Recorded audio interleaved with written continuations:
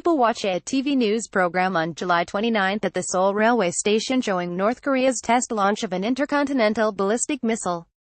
The signs read, North Korea launched an ICBM missile at 11:41 p.m.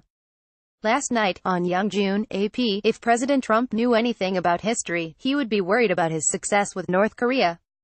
Never mind there is no agreement yet, and never mind that no meeting has been held, the facts speak to a Trump triumph. Could it be that Trump's bluster and belligerence have persuaded North Korean leader Kim Jong Un to play ball? It sure must look like it to Trump.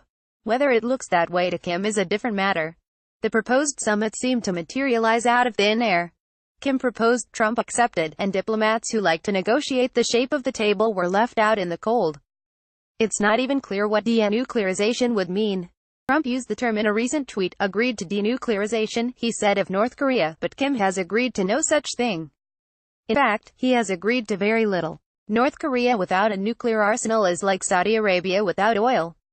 Without it, the country disappears from the geopolitical map and becomes just another developing nation that has a hard time feeding its own people. The nuclear program is what gives North Korea recognition, prestige and, not just incidentally, security.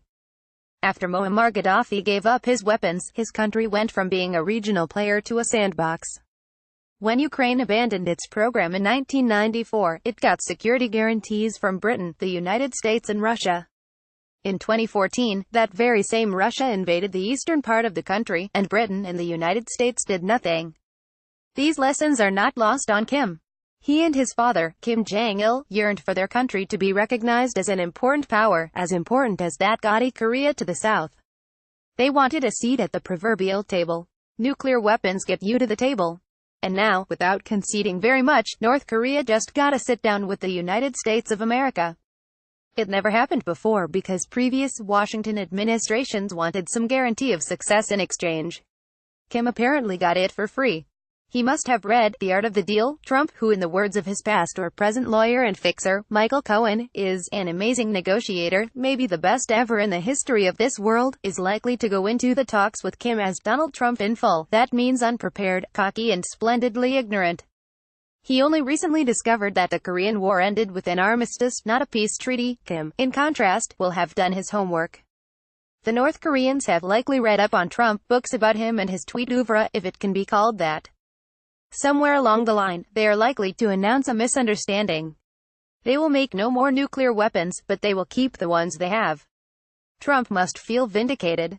Never mind the South Koreans and all the work they've done, he has consistently taken credit for any positive development on the Korean peninsula. Modesty in anything would not be Trump.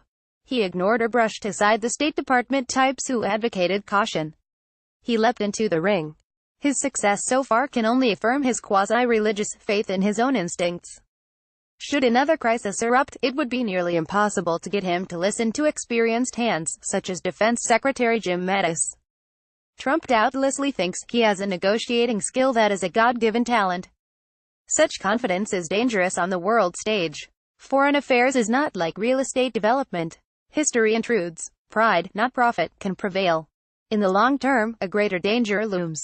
Trump sees himself as someone who never fails. But Kim will not give up his nuclear weapon program, not the bombs, not the missiles, and Trump will exit the summit appearing a failure, with none of his one-time aides, H.R. McMaster, Gary Cohn, Rex Tillerson, to mollify him. No secret preliminary talks will obscure the result. The president, his prestige and his leviathan of an ego will be on the line, and war will be a greater, not lesser, possibility. Read more from Richard Cohen's archive.